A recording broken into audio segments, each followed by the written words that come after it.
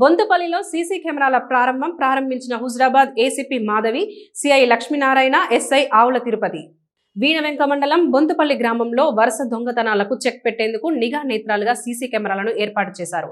గ్రామ భద్రతను బలోపేతం చేసే దిశగా ఈ సీసీ కెమెరాలను Huzurabad ACP Madhavi, Jammikunta CI Lakshminarayana, Veenavanka SI ఆవుల తిరుపతి కలిసి ఘనంగా ప్రారంభించారు.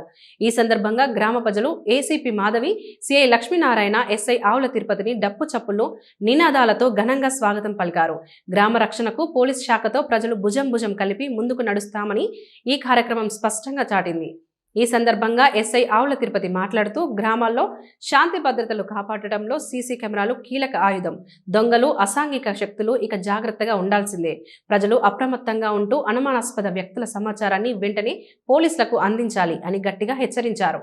నరహరి వీరారెడ్డి జ్ఞాపకార్థంగా సుమారు 1 లక్ష రూపాయల విలువైన సీసీ కెమెరాలను విరాళంగా అందించడం గ్రామానికి గర్వకారణంగా నిలిచింది. ఈ విరాళం అందించిన నరహరి కోమల్ రెడ్డి, రాజ్ రెడ్డి, కొండల్ రెడ్డిలను హుజరాబాద్ ఏసీపీ మాధవి శాలువాతో ఘనంగా సత్కరించారు. ఏసీపీ మాధవి మాట్లాడుతూ బొంతుపల్లి గ్రామం ఆదర్శంగా తీసుకోవాలని ఈ సందర్భంగా తెలిపారు. వీణవంక మండలంలోని 26 గ్రామాలలో సీసీ కెమెరాలు ఏర్పాటు చేయడానికి గ్రామ సర్పంచ్లు ముందు అడుగు వేయాలని సూచించారు. ఈ కార్యక్రమంలో గ్రామ సర్పంచ్ బావు సంపత్, ఉప సర్పంచ్ నరసింహారెడ్డి, మాజీ సర్పంచ్ మహేందర్ రెడ్డి, రాజ్ కుమార్, మాజీ ఉప సర్పంచ్లు చదువు జితేందర్ రెడ్డి, వార్డు సభ్యులు తిరుపతి, కర్ర మంజుల, ఎం సుగుణ, బి శంకర్, ఎల్లయ్యతో పాటు పెద్ద సంఖ్యలో గ్రామస్తులు పాల్గొని కార్యక్రమాన్ని విజయవంతం చేశారు. ఎందుకు వచ్చిన గొడవ తర్వాత నెమ్మదిగా పోయి చూద్దాం అని అనుకునే రోజుల్లో గ్రామం కోసం వాళ్ళ సొంత డబ్బులు వాళ్ళ నాన్నగారి జ్ఞాపకార్థం 1 లక్ష రూపాయలు డొనేట్ చేయడం అనేది చాలా హర్షించదగ్గ విషయం. వీరందరూ కూడా వీళ్ళు ముగ్గురు అన్నదమ్ములు ఈ సమాజానికి ఒక దిక్సూచి, అంటే వీళ్ళు ఒక ఇన్స్పిరేషన్ అనమాట. ఇట్లాంటి సమాజ సేవలో మేము కూడా భాగస్వామ్యం. డబ్బులు అందరి దగ్గర ఉంటాయి, దానగుణం అనేది అతి తక్కువ మందికి ఉంటాయి. సో దాని విషయంగా నేను వారిని ముగ్గురు అన్నదమ్ముల్ని కూడా నా వ్యక్తిగతంగా మరియు నా డిపార్ట్మెంట్ తరఫు నుంచి కృతజ్ఞత తెలియజేస్తున్నాను. మనందరం కూడా మనకి తగ్గ సహాయ సహకారాలు ఈ సమాజానికి మన వంతు ఏ అవకాశం ఉన్నప్పుడు, వాళ్ళ దగ్గర కూడా డబ్బులు ఉండొచ్చు, అవకాశం ఉండకపోవచ్చు. నేను సహాయం చేయాలంటే ఏ రకంగా ఏది ఇచ్చినా ఏమిచ్చినా కొన్ని రోజులే.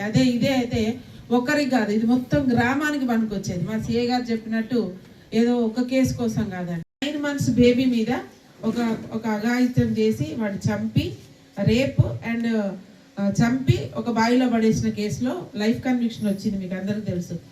వాడు ఎవ్వడో తెలియదు. రాత్రిపూట ఇట్లనే ఎండాకాలం వచ్చింది, పైన పడుకున్నారు అందరూ. పొత్తిళ్లలో పడుకున్న బిడ్డను తీసుకుపోయి వాడు రేప్ చేసి 9 నెలల పాప రేప్ చేసి చంపేస్తే వాడికి లైఫ్ లాంగ్ కన్విక్షన్ రావడానికి ఒకే ఒక మరణశిక్ష వేశారు కింద కోర్టు. హైకోర్టుకు పోయిన తర్వాత వారికి లైఫ్ శిక్ష పడడం జరిగింది.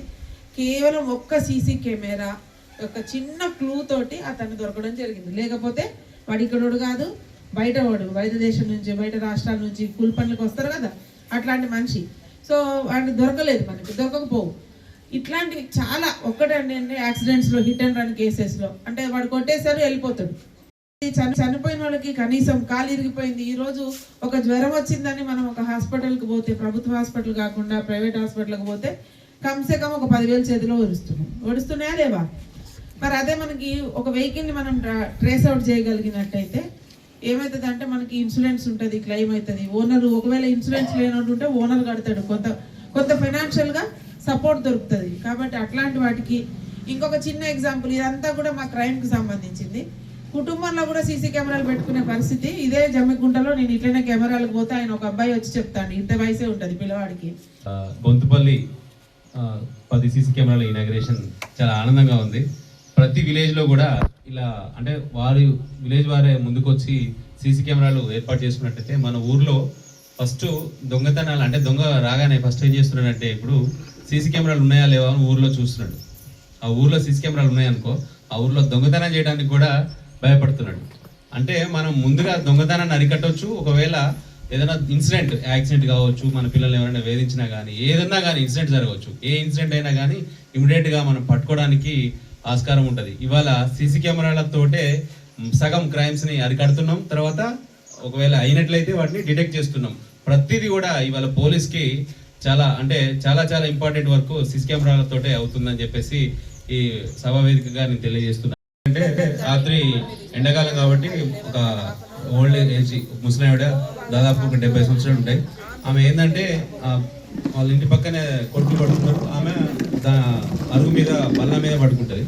పడుకుంటే ఏమవుతుందంటే రాత్రి 1 గంటకి ఒక అతను వస్తాడు, వచ్చి అంటే దొంగ వచ్చి ఆమె బయట పడుకున్న ఆమె మెడలో నుంచి చైన్స్ అంటే పుస్తకాలు తాటి తెంపుకొని పోతాడు.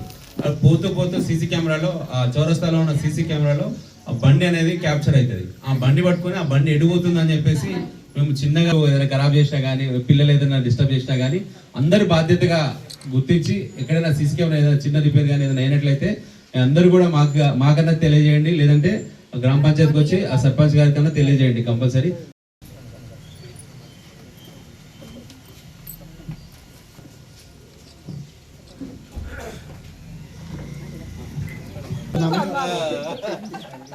బాధ్యత నీదని